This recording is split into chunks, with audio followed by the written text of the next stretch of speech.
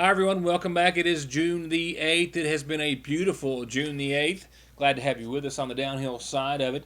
We have, weather-wise, by the way, some of the hottest, if not the hottest weather that lies ahead. We've also, thanks to a couple of different weather scenarios and setups, looking at some of the milder air that we have had or would normally have for the middle of June, and it's all crammed into one short forecast period this week and some showers in the middle of that. So I'll update that for you in just a few moments. We'll hear from Superintendent of Schools Scott Helton about plans right now. A lot of folks, I know it's just early June, but still, parents, students, staff, faculty, curious as to what the start of school is going to be held and when it will be.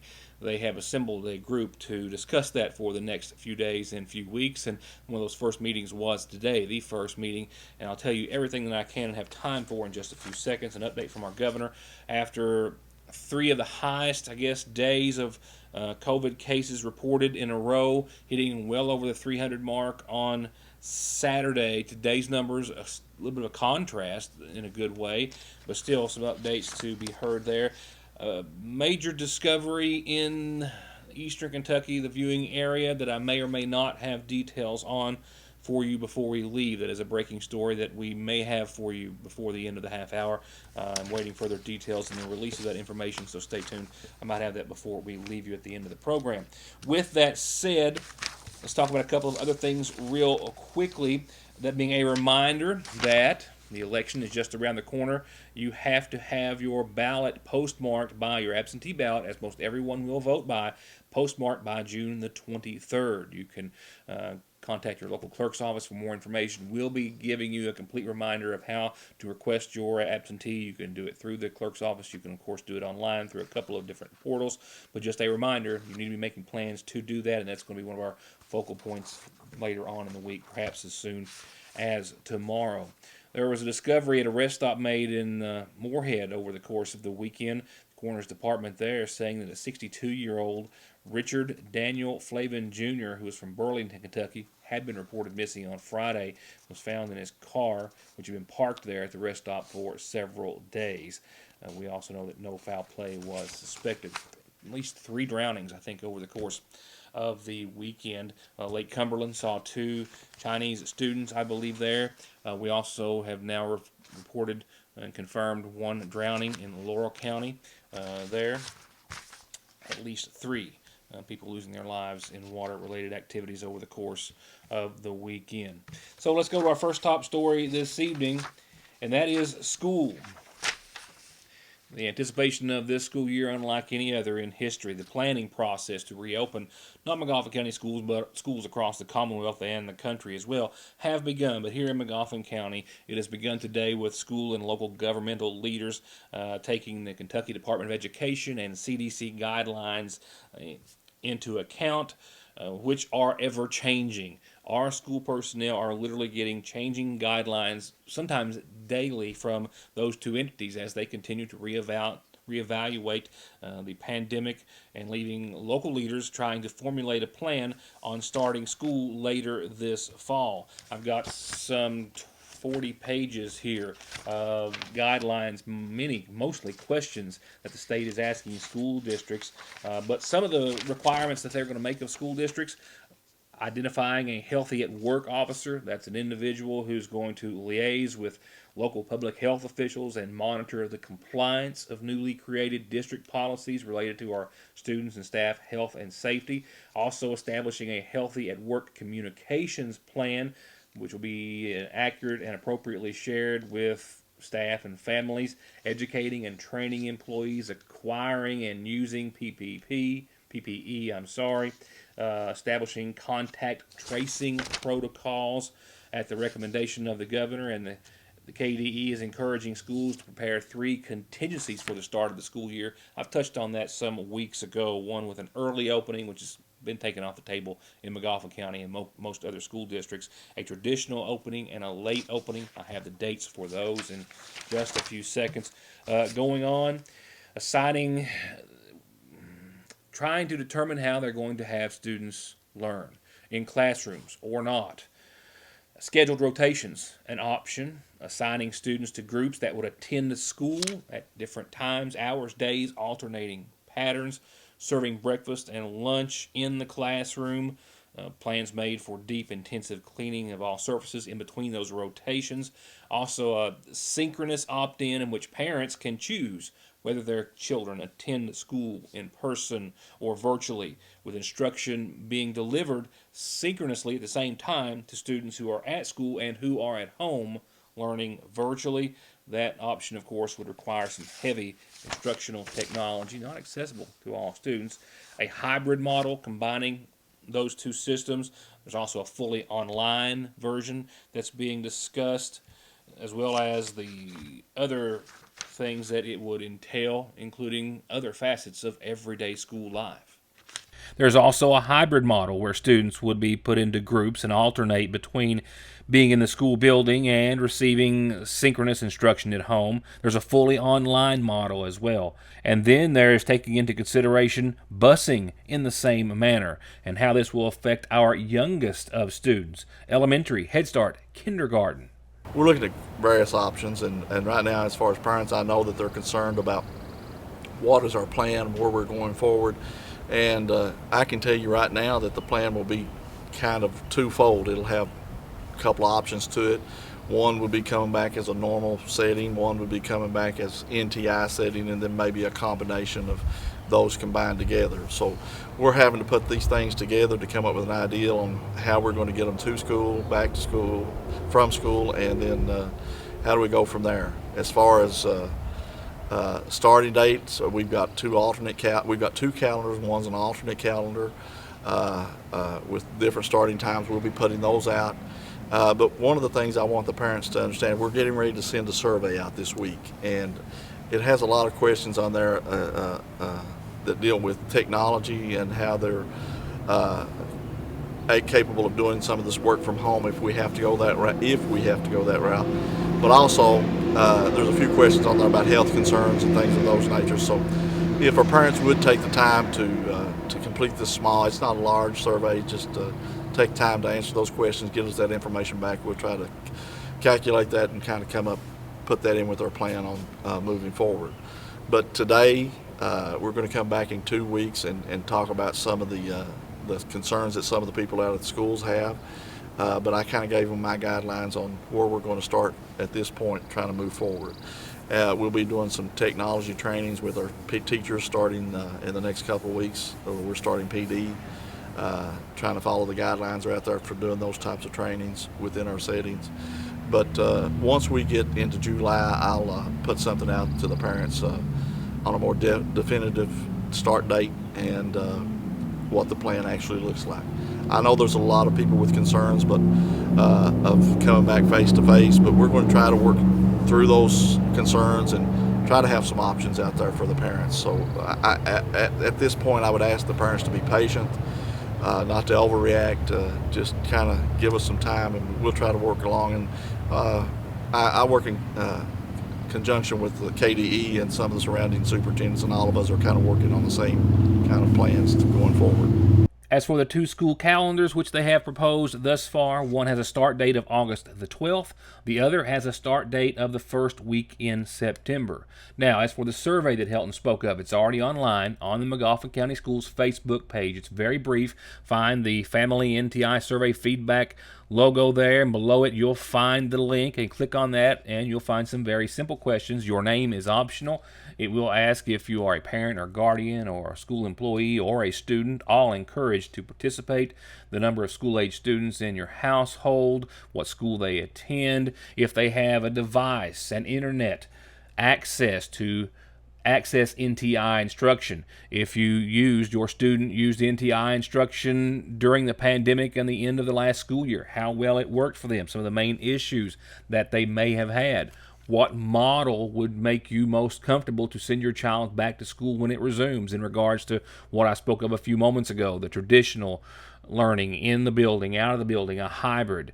Also, are there any individuals in your household that have medical issues that put them at risk for contracting COVID-19?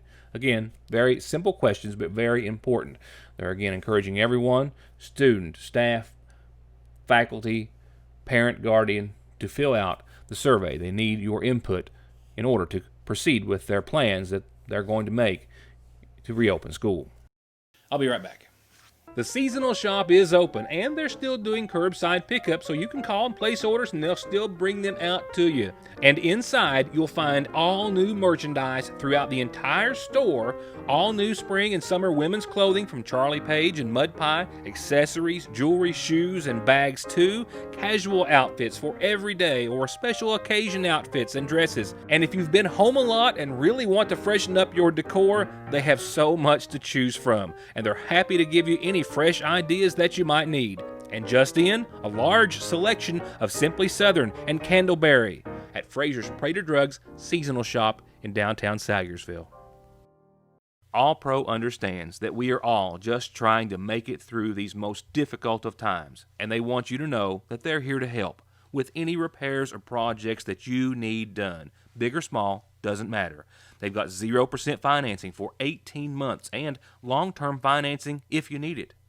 If you need anything from a new gutter to a new house or a new garage, call All Pro Gutter Works and Construction, 349-9999. Your Sayersville Lee's Famous Recipe knows that we've still got a long way to go before we get through this pandemic, and that's why they're still offering their $5 off coupon, good on their 16-piece or 20-piece family meal deals. The coupon is in the Sayersville Independent, and they're giving you the Sayersville Independent to get the coupon at your Sayersville Lee's Famous Recipe. You get one with every purchase. So come by and get 16 pieces any way you like it. 2 pints of mashed potatoes with gravy, 2 pints of coleslaw and 8 biscuits, or 20 pieces of chicken any way you like it with 3 pints of mashed potatoes and gravy, 2 pints of coleslaw and 10 biscuits. Either one, $5 off with the coupon that they'll give you when you get there at your Sayersville Lee's. Car accidents don't stop. Accidents at work don't stop. Disability and SSI cases don't stop. Your legal needs and concerns don't stop for the coronavirus, and neither does McFarland and Tinker. They are open, able to schedule appointments per CDC guidelines, and always available for telephone and video conferences. Please, be safe, be smart, stay home, and don't let your legal needs fall victim to the pandemic. Call McFarland and Tinker and let them take care of them for you. Appalachian Wireless, this is Bobby. How may I help you? I'm visiting my sister in Lomansville this weekend. Will I have service? Of course. We have several towers in Lawrence County.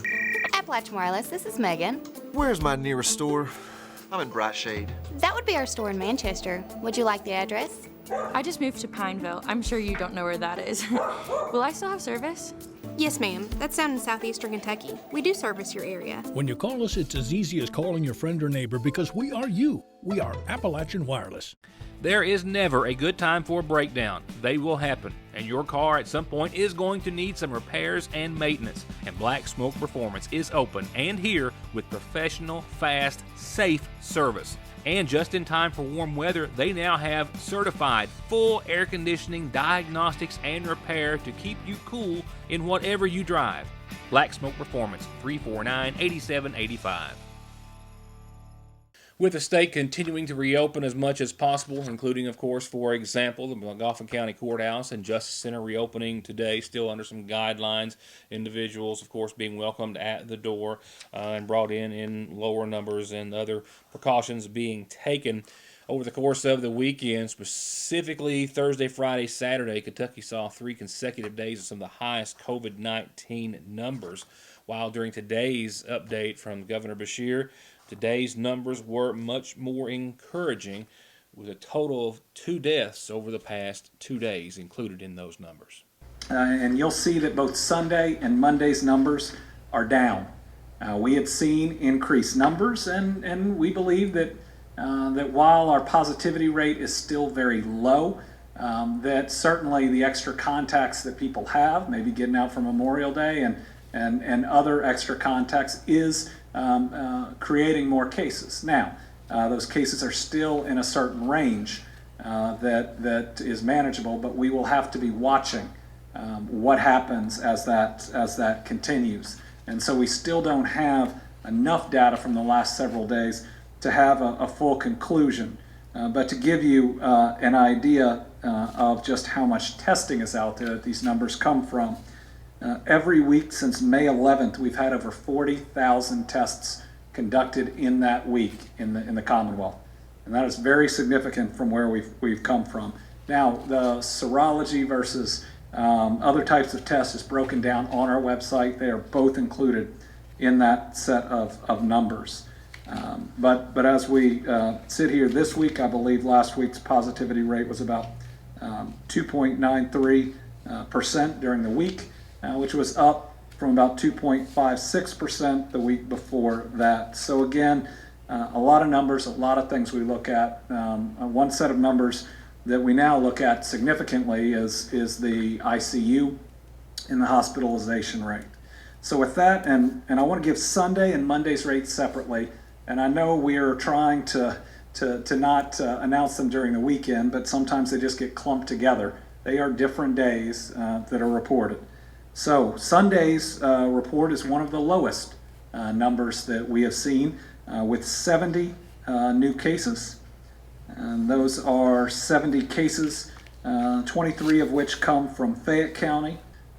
We also had one death on Sunday, and while that is so much lower than what we have been reporting in the last several days, and for that we're grateful. It is another family, and let's make sure that we don't treat their loss differently than we have treated others. And that loss was a 51-year-old woman from Davis County. Let's ensure that we keep her and her family in our thoughts.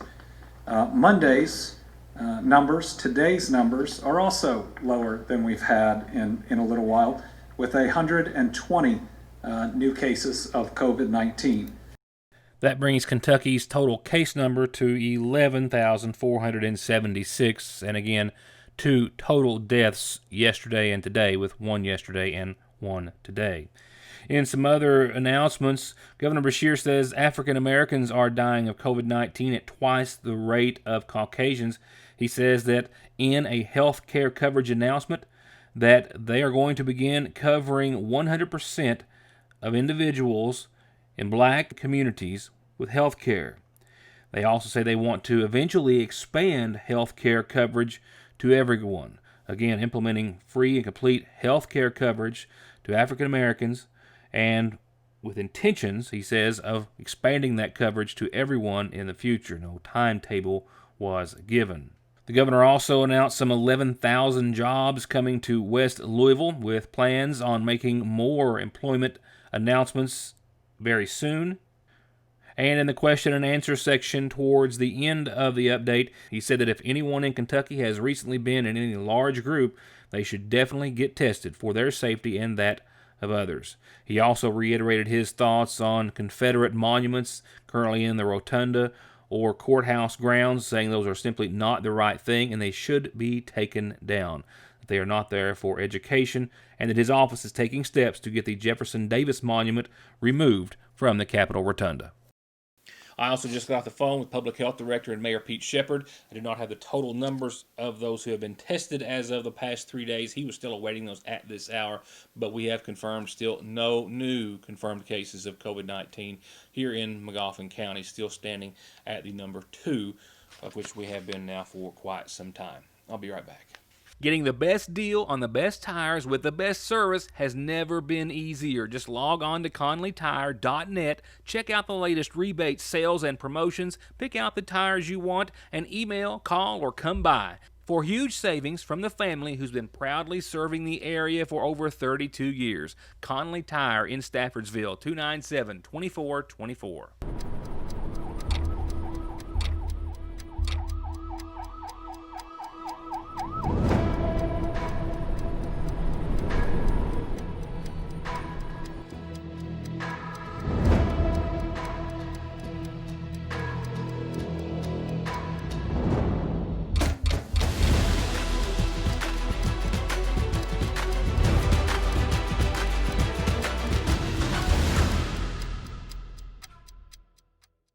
Times have changed, now and suddenly more than ever. Our lobbies might be closed, but the Sagersville National Bank wants to remind our customers that we're still here, we're still working to provide our community with as many services as possible. During this time especially, we encourage all of our customers to take advantage of all the options we offer to manage your accounts from the convenience of your home.